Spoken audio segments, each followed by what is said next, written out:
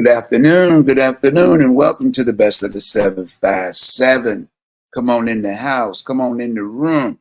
Go ahead and hit that share button and invite some people over to the best of the 757 Community Talk Show, where we try to make sure that you can get involved, get motivated, and get involved in our community and let people be aware that everything's going to be all right as long as we can come together, work together, be together, and understand one another. Everything will be all right. Good afternoon. I'm giving you a chance, an opportunity to invite some of your members over to the best of the 757 Community Talk Show. You know, WVDM, you see the logo, you see the logo. Oh, yes, we are upgrading. We're upgrading on our logo, on our radio format, you know, to bring you a better quality sound. The station or the people that I license with, Live 365, is upgrading. And if you listen, you'll probably hear a quality sound, a more quality sound for your electronic devices. And, you know, we're branching out. We're going to be doing some more things in the community to get our young people more involved in listening to more positive music. At one point in radio and TV,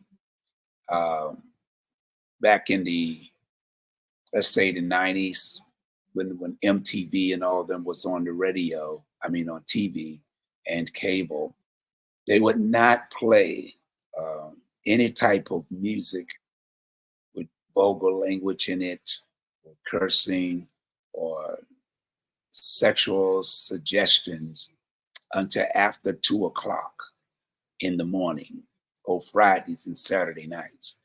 And 2 to 3 in the morning, you know, most kids are in bed. Most kids are in bed, but, you know, everybody wants ratings. Everybody wants to get that advertising dollar. So a lot of things people don't even are not aware of, because I've been doing this research for ever since the 70s. You know, alcohol was, you wasn't allowed to even talk about alcohol on the radio because of the Mothers Against Drunk Driving. Mothers Against Drunk Driving campaign started because happy hour throughout the United States, a lot of people were losing their lives. And what happened is they passed a bill that you could not talk about any type of alcohol on market or promoted on radio or television, you know, because of the nature of things that occurred. You know, you're called enticing people to do things. So even today, if you move forward to now, 2024, they entice young people to be violent because they always showing a lot of violent movies, and you got all the movies, all the companies that's showing movies that young people can look at on their electronic devices. Video games are more violent than they were before they first came out. Because if you look at any video game, when it comes to young people, what they see in the video game, how come now it's reality? Because it's a subliminatory message. You know, our mind is being played with all the time. That's why they always talking about black and white, black and white. We are human beings. We are human beings. We have more black people, as they call them, or Negroes. We have more melanin in our body.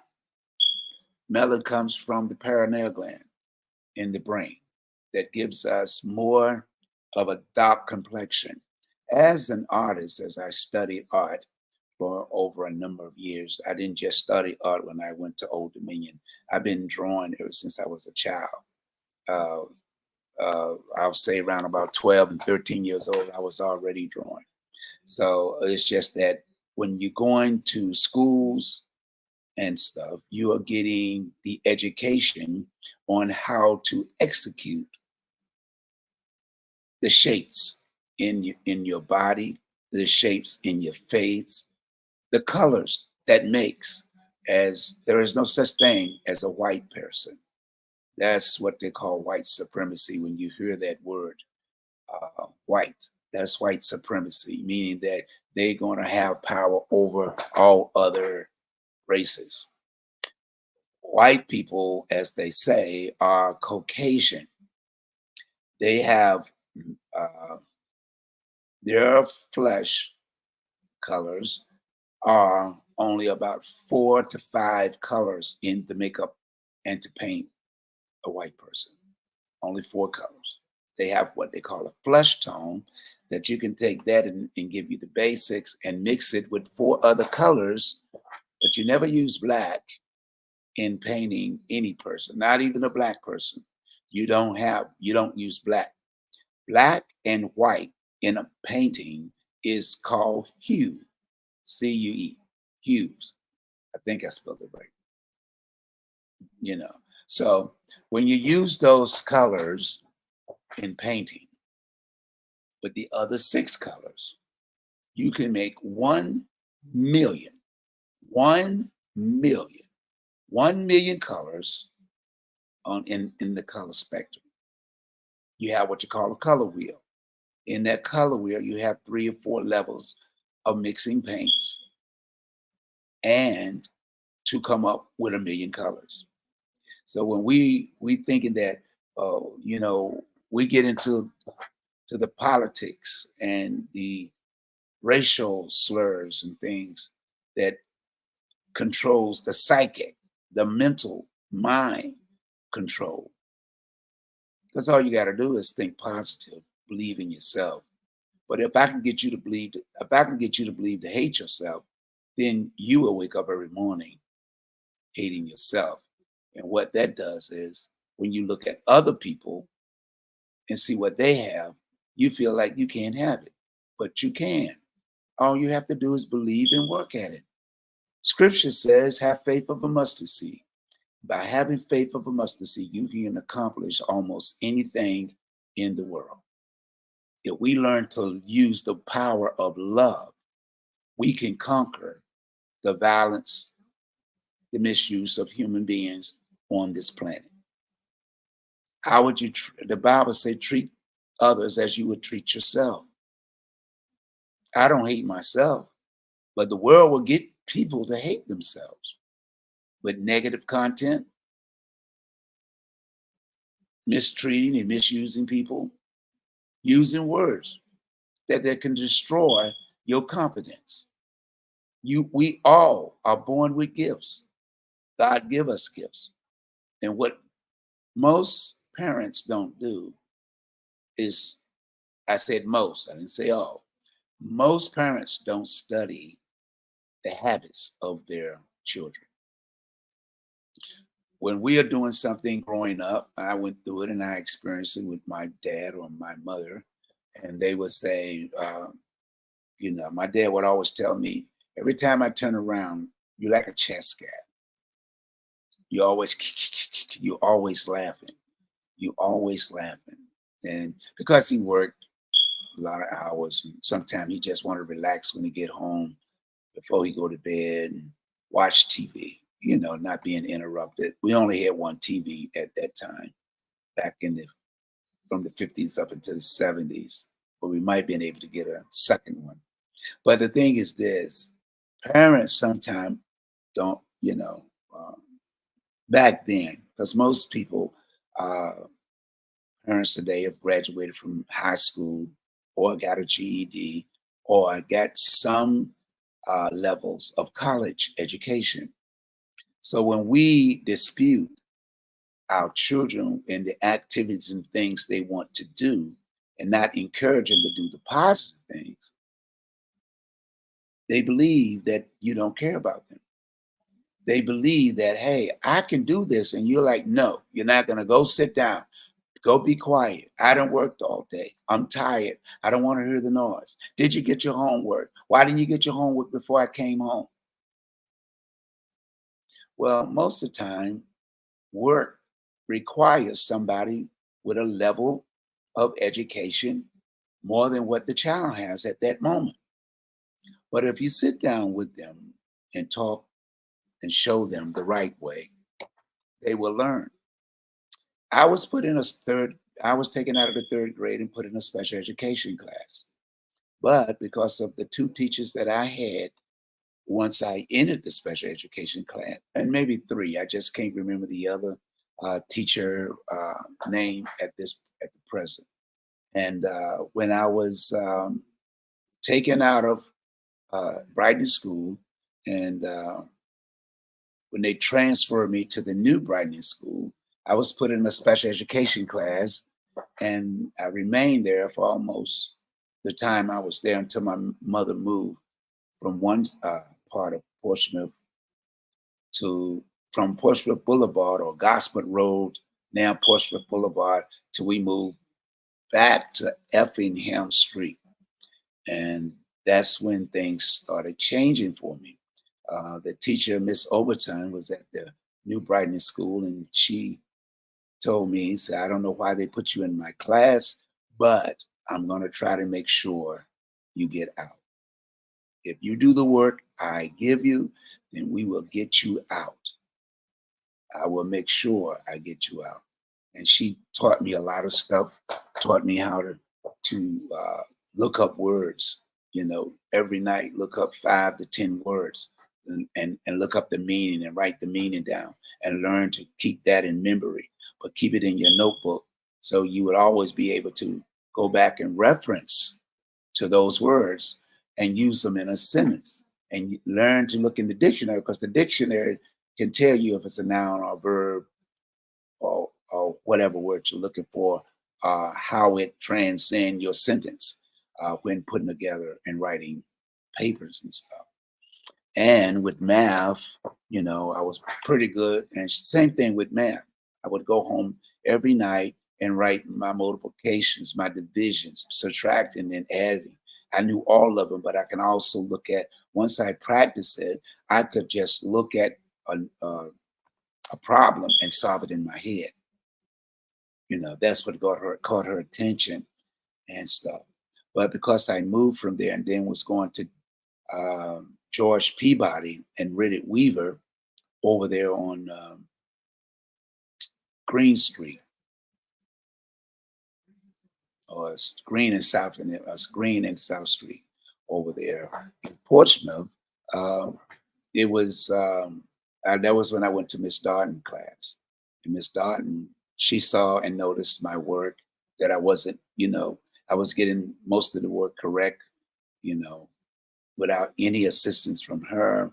So she asked me one day, would I like to go to another class and study with them? But I couldn't tell anybody.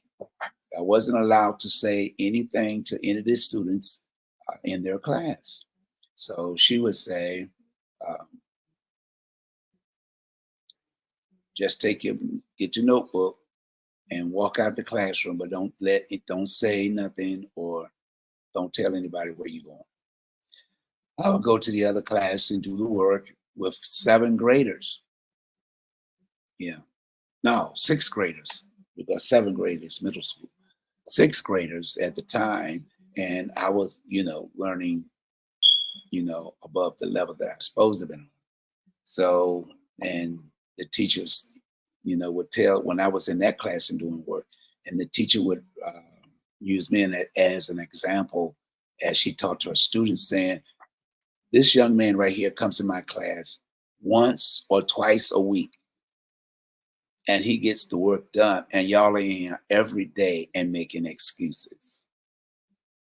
Y'all got to do better or you won't be in my class. Then when I got transferred from there, I went to Harry Hunt. And the teacher there, she thought I was daydreaming, and she said, Vaughn, stop looking out the window. Get your work done. I said, yes, ma'am. So I done did the work. I done did 2 or 3 extra pages. So she said, Vaughn, what did I tell you? What did I tell you about daydreaming?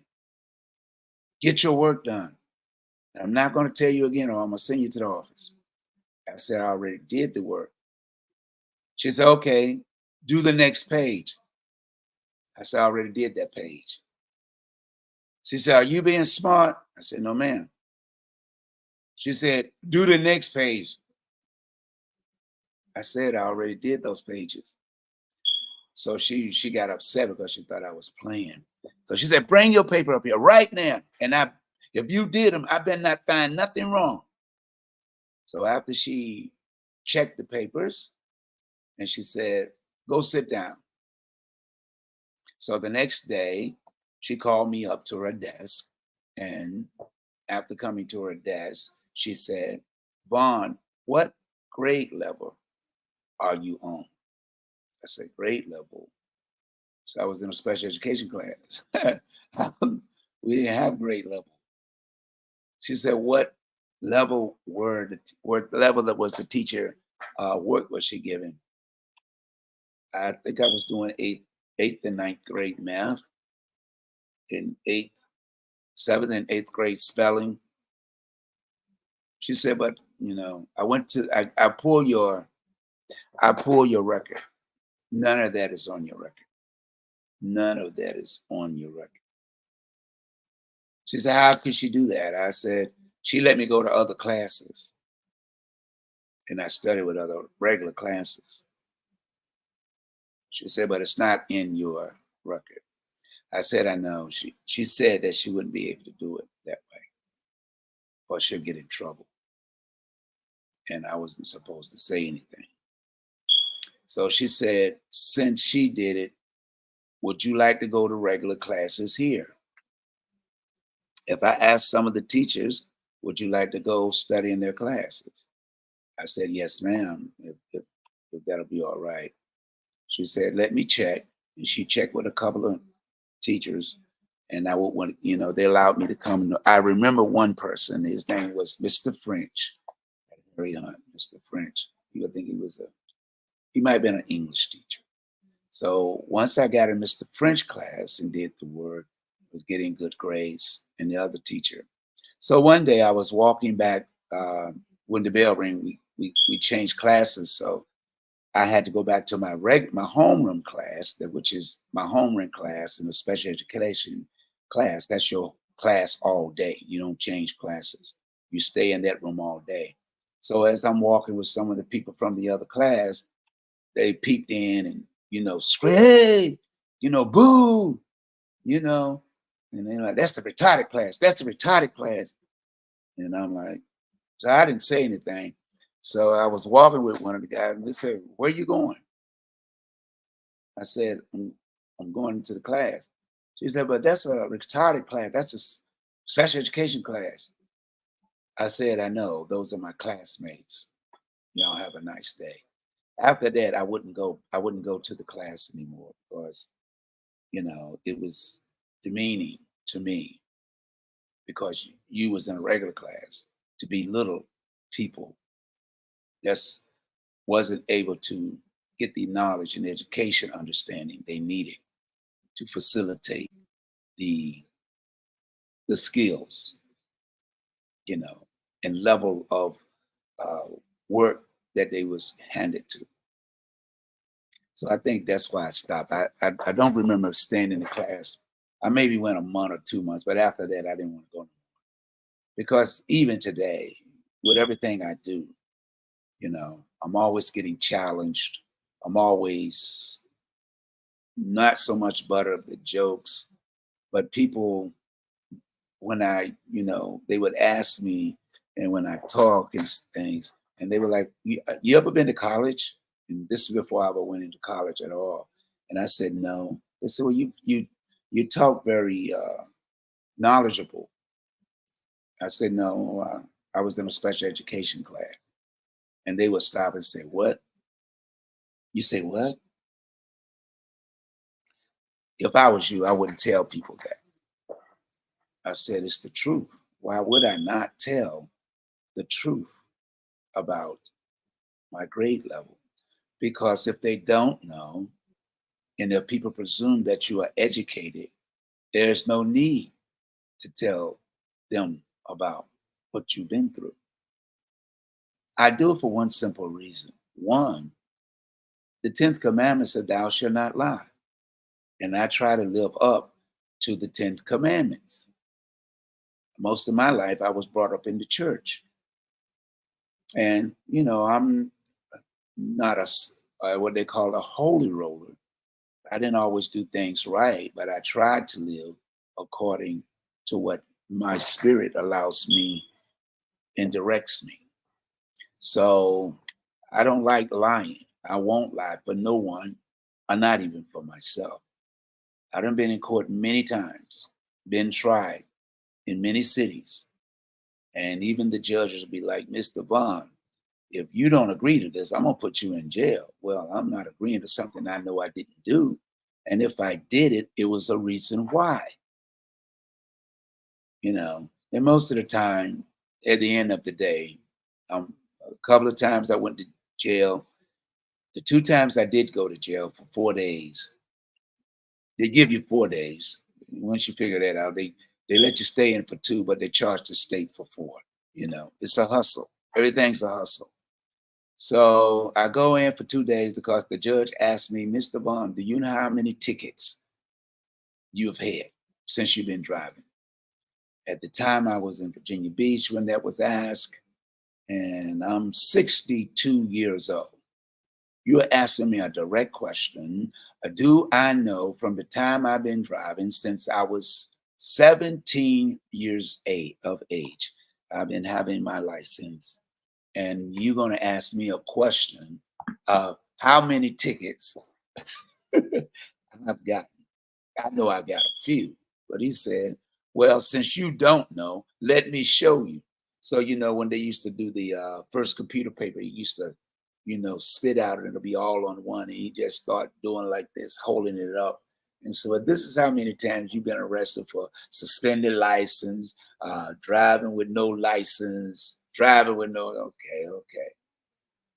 I told you I didn't know. I didn't say I never did it, broke the law, didn't get a violation. He said, okay, well, since you didn't, or I find you guilty, I'm gonna give you 30 days in jail and a fine of $200 some.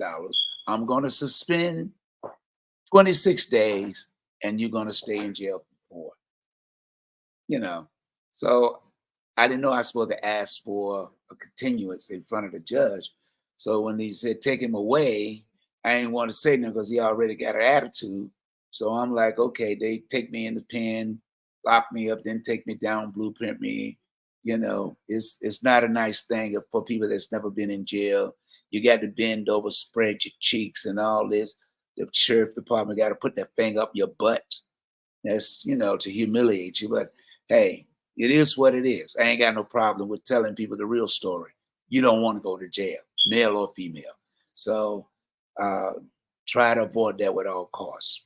And young people, try to avoid it with all costs. So when a police officer asks you for your license and registration, give it to him. If you speed and slow down, stop the craziness and madness. Because once he put his hand, or once he take his hand off your belt, you have to understand how the police approach you. Most police approach you, he stands in front of you so you see full visible.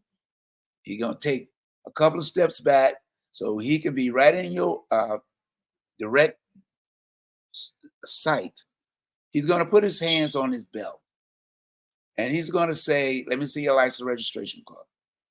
And you go, I don't have to do that. I know my rights. Well, you know your rights. If you knew your rights, you would know when the police officer stop you, pull you over, you're supposed to give them your license registration card.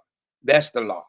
This is Commonwealth state. Stop playing the game. Stop trying to be a bad butt, because as my mother brought us up, a hard head will make a soft ass. So once he asks you once or twice, the next thing you're going to see him do is take his hand and place it on your car. You know what that means? That's why you got to know the law. You don't know, do you? You just thought he was going to shine your car, open your door. No, he's not going to do that. He's going to say, that may When he asks you the next time, whatever happens is in the law book. Now he can tell you you're under arrest. Why? Because once he put his hand on your car at that door where it's visible sight, you are now under his authority. You are under the authority of the city. You are under the authority of the state. Now he has to take you in by all means necessary. Police officers don't want to go out there and do all that work. They just want to write you a ticket or let you go. And most of the time, if you got a nice attitude, they let you go with a warning. They let you go. And sometimes they just look at your license. Maybe you don't even run it. They just let you go because you was nice. Because they got to do paperwork. Nobody wants to do paperwork. But when we talk to our young kids and our young people, we have to educate them on what the rules and regulations are. The same thing with going to school, which is about to open. When you go to get on that bus in the morning, you should say, open your mouth and say, good morning, sir, Mr. Bus Driver, or if you know his last name, Mr. Jones, Mr. Smith. It's not hurting you to part your mouth. Don't get it twisted. You going to school with an attitude already. Now, when you get to that school and get off the bus, you got to go in to the school. You got the security watching. Got to go through metal detectors. You're already being programmed to go to prison. Psychological things that they do is programming you to go to prison. But why? Because people start bringing guns, weapons to school. People walk in and want to kill everybody in the school because they got an attitude. Nobody wants to change their attitude. Nobody wants to smile. What you need to do, mothers, if you're listening, you should at least fix a little bag or something for your child to give to your teacher. Little note or something, especially a card or something. Good morning, teacher. Hope you had a fantastic week and hope you had a great summer. And I'm glad I have you for my teacher. You can do it on the next day or the next day or the next week so that we can be on the same page in talking and educating our future leaders. They're going to grow up and be a leader. But let me tell you this for those that don't know. If they don't pass the 3rd grade, that's the pipeline to prison. They ain't got no time to waste. You keep thinking prison just fill themselves up. You got 3 generations in this state alone. 3 generations of black and brown men in the jail in Virginia.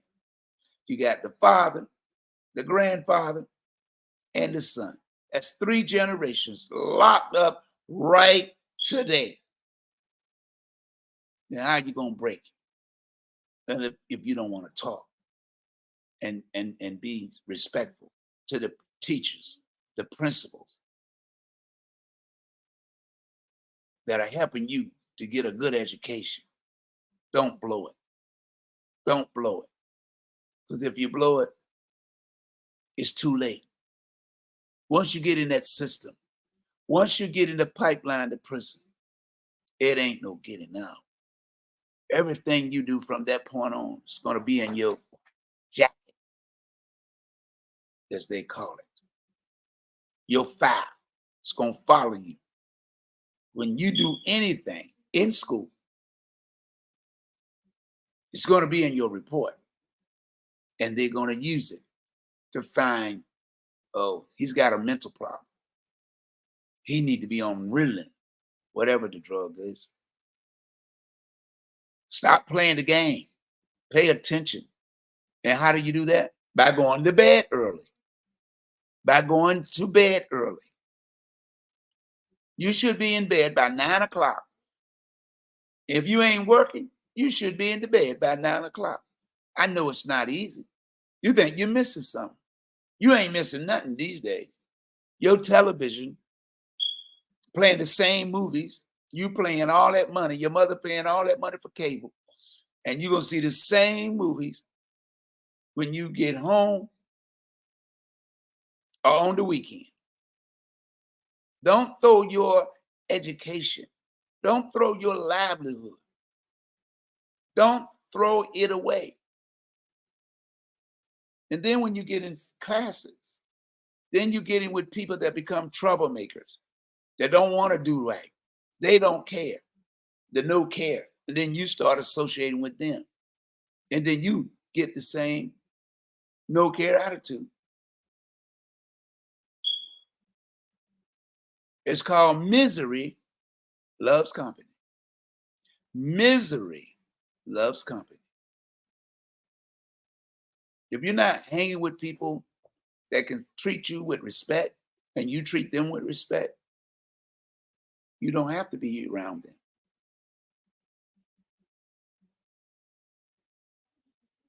You shouldn't be called names. You shouldn't be bullied.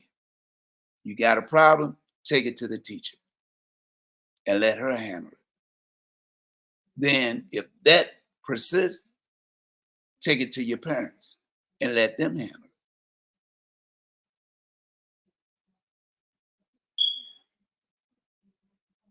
it. Everybody has to learn to work together.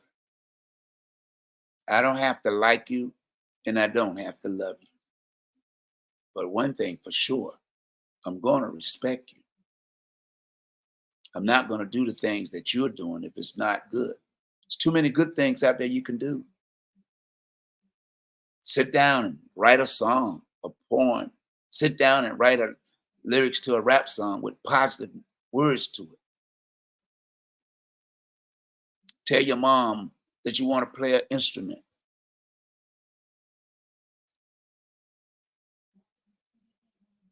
Listen to the right music. All the music, there's billions of songs that you can listen to. And that's why I created WVDM. If you got an Apple or Android, you can download this code here. You can download that code. If you got an Android, I think this is the Android. You can download this code. One of the other codes, whichever one you got, you can download this to get, and you will see this WVDM in the App Store. Download it. It's going to be important. It's going to be important starting in September and October. You'll be able to do a lot of things. We're going to do a lot of things to bring positive energy in your life, because I want you to be happy. I want you to grow up to be somebody important, and you can't do it alone. It's going to take everybody in a community to work together and come together and support. All I'm saying is this: I created the radio station, and this is my Captain 85 merch, books, that I'm looking for support from all of y'all out there that got kids and adults. These books are designed to help educate young people to not be getting involved in negativity, not to be involved with people that's not doing the right thing. You can't get into sports then take art. This is what this is. This is about art. These are stories, not just a coloring book. These are stories designed to read, to color. Why you said that? Because you can read the stories and you also can color as you read them, you can color the stories. Something like this, that you'll be able to read to get a better understanding. This is a program. It's not just a book, it's a program. So that you can ask the right questions, be a part of a movement in the community that will help you to better understand life situations.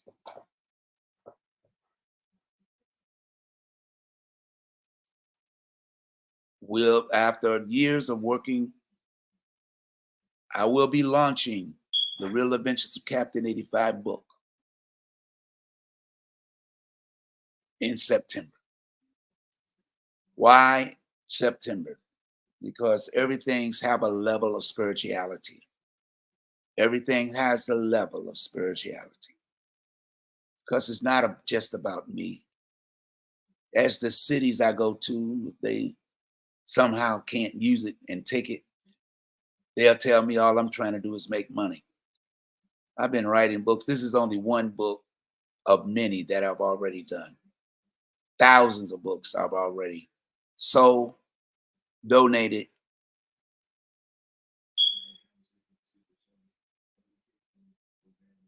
Throughout my life working. I've been to other cities and states and got awards to prove it. I was invited to Congress when Congressman Cummings was alive. I met him at the TV station when I was leaving, and he said, I would like for you to come to Congress and speak on behalf of the children. But my schedule during that time, I was real busy operating and managing 3 businesses. One was Club Picasso's in Virginia Beach. Then my brother opened up another one in Richmond on Broad Street. And I had operated and opened a convenience store in Franklin, Virginia. Reason why I do what I do is because I know if people work together, support one another, they can accomplish any goal they want. Again, yeah, Steph, how you doing? Yeah, your comic books are yeah, they are here. Congratulations. You know, it's a lot of work trying to get copyrights and trademarks, but God don't make no mistakes. As the scriptures say, he may not come when you may not come when you want him, but he's always on time. And that's just part of my campaign. It's much, much larger than that. It's large. Why? Because of the level of youth that I got to reach. The level of youth that need to be aware that there is no ending gun violence unless they stop and put the guns down. A gun in the wrong hands, we have seen throughout the weeks, months, and the years, young people have lost their lives when it comes to the guns. But as I try to make sure that people understand, it's not about me. It's not about me. It's about what I was sent to do. Some are born and some are sent. Know who you are and believe in what your spirit is telling you. You're not a murderer. You're not a killer. You're not a racist. You got so many powers within you that the enemy are afraid. If you knew who you are, they wouldn't be able to control you. We all have talents, but the talents that we have We must learn to come together. No man is an island unto himself. Women's have a hard time raising, being a single mother. Some single mothers, young, have help with a grandmother or a mother,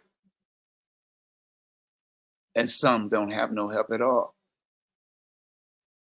But the world out there will destroy whatever you think you can do in breaking the laws of nature, breaking the laws of local cities that you stay in, and the state laws that will bind you and put you away from anywhere from 5 to 40 years of your life spent in a cage. Because the 13th Amendment said we're 3/4 human. If we 3/4 human, then I presume they're saying that we're animals. Because only animals go in cages. Haven't you been to the zoo lately? We have to educate our young people to use their mind, control their attitude, control the way they speak to adults. It doesn't hurt to say yes, sir, and no, sir. I do it now, and I'm 72 years old. I don't care who I speak to. If I speak to somebody is old enough to talk and ask the question, yes, sir. Yes, sir. Why? Because I want them to know it's no threat. I am no threat to you. Why should you be a threat to me? We both black, brown, melanated, short or tall, fat or skinny, tell bad jokes and say bad things and do bad things. But in the long run, I want to live as long as I can. I want to be able to say I help my brothers and sisters, not the ones that my mom and dad had, but my other brothers and sisters that look like me and the ones that didn't look like me. I didn't help people of different nationalities throughout my life, people in other cities, in other states. I've been invited to many places that other people don't even get a chance or an opportunity to go. But I took that information, the opportunity to learn. What can I take back to my community to make them feel proud and be able to say, I learned something today. I don't know everything. I ain't gonna tell you that I do. But I tell you this, I read a lot. I look at documentaries. And when going to college, that's what college teaches you. Research, research, research, and research. But I had already had a leg up on them because I was doing that before I ever got to college. And when I got to college, they had the same books in college that I had at home. Figure that. Figure that. I bought books that I shouldn't even have to buy for class when I already got them at home. Figure that. Oh, I'm sorry. Theirs was a revised copy, something added or something taken away. Just as the state of Virginia and all states are trying to ban Black history. They're not banning it because we don't know what they did. They don't want their sons and daughters, their nieces and grandkids to know how bad their uncles and aunts, granddaddies and great granddaddies were. They don't want that. See, one thing about white people, their kids can do and say whatever they want. But one thing they don't want is their kids to look at them and say, this is what you did. This is what our family did to other people. Oh, they can't take that.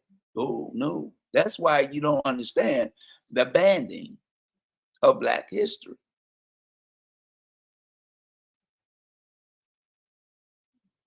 They can't live with their kids telling them these things. We have to learn to understand that we, as a people, must learn to understand and care about others. My books are not just designed for Black people, they're designed for all races because most people were, when looking at my books, most of my books were bought by white people.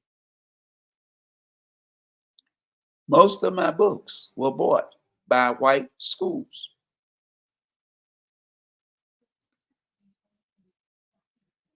It's no, as I was at one convention where there was about 10 to 20,000 educators up in Washington, D.C., and I had a table there. And several teachers stopped by and looked at my books. That was when I was just doing my comic books. They said, interesting. And some of them took my card and said, I'm going to order some of these. And some did. But some of them ordered 300 and 400 at one time. One lady came from Washington State and looked at my book and she said, she said, this book don't have any white people in it. I said, yeah, you're right. She said, I'm from Washington State. And maybe you may not be familiar with Washington State. In my area, you might see one Black or Afro-American in the classroom out there. Maybe one. I only have one Black kid in my class. There is not a lot of Black people in Washington State in the area she stayed. But I said, okay, you don't have to buy it. What I'm gonna do, I'm gonna give you two, I'm gonna give you 3 books. And if what I want you to do is don't tell them to read it. What you do is lay it on the table and mix it in with other books and see if they pick it up. Let them make it their choice. This is what my books are about. Let the children make it their choice. But if you force anything on teens, they ain't gonna do it because you're pushing them to do it. If you notice, if you got kids, if you try to push them towards things, they're gonna reject it because you are telling them what they must do. But a few months later, I still got the email, or I printed it out, and I still got the letter. And it read, Dear Mr. Vaughn, you may not remember me, but we met up in Washington, D.C. at the conference. And I stopped by your table and you offered me a couple of your comic books. And I did exactly what you said with the comic books. I laid them down, mixed them up on the table, and the kids loved them. They loved them. And she had them to write letters, notes, like other teachers. It's not about me. It's about being able to create something that brings people together. I've played for Koreans, Filipinos. I've DJed for Black and white. And no one never called me out my name. I'm talking about the other races, the classes. But even with all the clubs I played in or managed, I had an understanding with the public that if you want somewhere safe to go, then you have to follow the rules that I put in place. Because the cities, the neighborhoods don't want you here. Now you can either reform or you can find somewhere else to go. I have to battle everybody when I'm doing something. I have to battle the city, the police department, the fire department, the health department. You name it, they got enough things in place to keep you from making money and being successful. And if you don't get the help of the community, you will not last.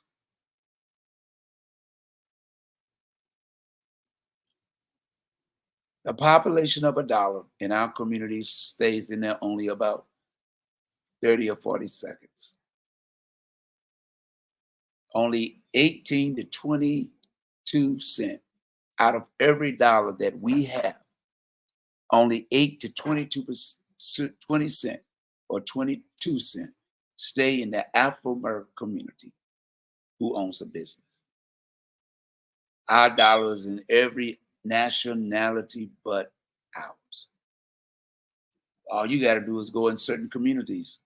If it's white, Korean, don't matter, Chinese, ain't no stores of black people in their community. But it doesn't mean that things in time ain't changing.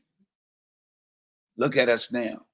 We're spending, they keeps telling you $1.7 trillion. We spend about 3.7 or $4 trillion a year. Don't get it twisted. I keep telling people I do research. Numbers they give you is like 10, 20 years old. They give you numbers when the United States didn't have about 30 million, 28 to 30 million black people. There our numbers are double. And we still spending the same amount of money. Get real. Get real. We spend a lot of money.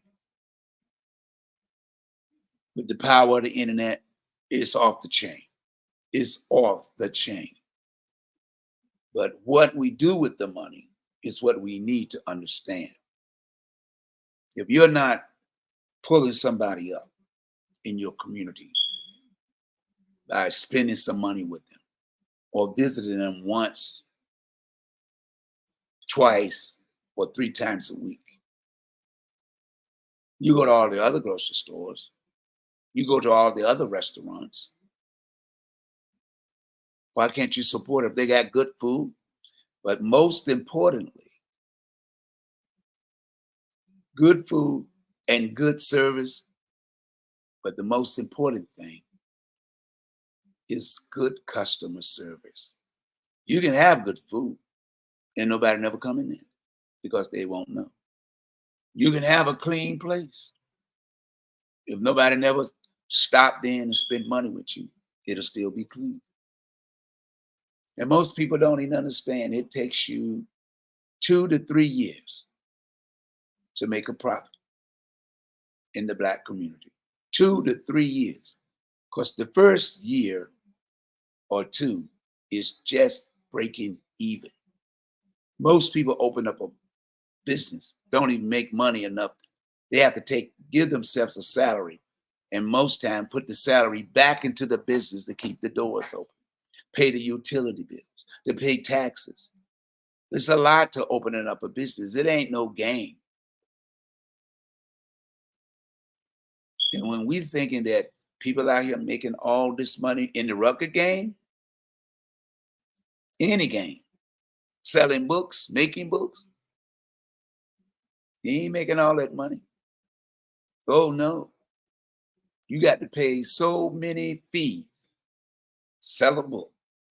People think, oh, well, your book is expensive. Well, you should have told that to the printer that printed them. That's what I told him. He asked me one thing: do you want your book printed? All I could tell you, if you want to buy it, do you want to buy the book? Can I get a discount? The discount is what I'm getting. I'm not getting the price of the book. I have to be able to facilitate and hopefully get enough numbers. I won't even break even. I got to sell a lot of books to break even. I've been spending my money in this project ever since the 70s. This is 2024. But with everything I do, with research and everything I do to look at how to be successful, not just for myself, but for the next generation. We can make this successful if we work together. We can cut down on violence. We can cut down on bullying. We can cut down on looking at people side eye. We can cut down on a lot of things, but it takes work. And you hear me say it all the time. I'm only one person because I can't afford to put a team together that's going to make this work the way it should. But when the time comes, with God's help, I will be able to do that. With your help, I'll be able to do that. Because numbers speak for themselves. What we have to do is learn to work in a way to make it, to cut down on this violence. Like I said, it's a program, and I'll be launching it next month.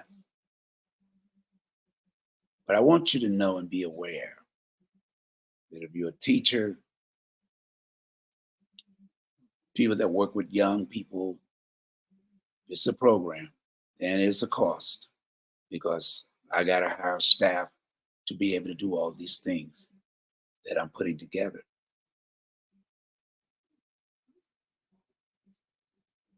Because I want to see change.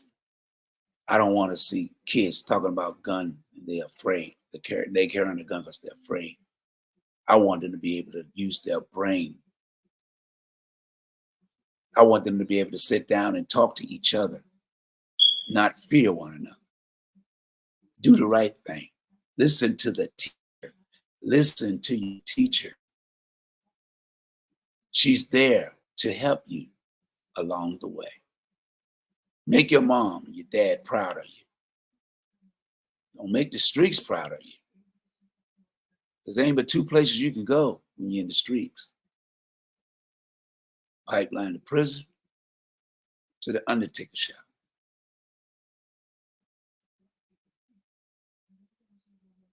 If I made it, you can make it. Trust me. That's why you pray. Have faith of a mustard seed. I never give up on what I'm doing because I can't give up on children. I can't give up on the future generation. That is why I do what I do. Well, again, coming soon. Remember to love yourself and put God first. Everything else will fall in place. Doesn't matter what others think about you. It's what you think about yourself. Until Thursday, when we join the one and only for Justice Georgia. Until then, this has been the best of the 757 Community Talk Show.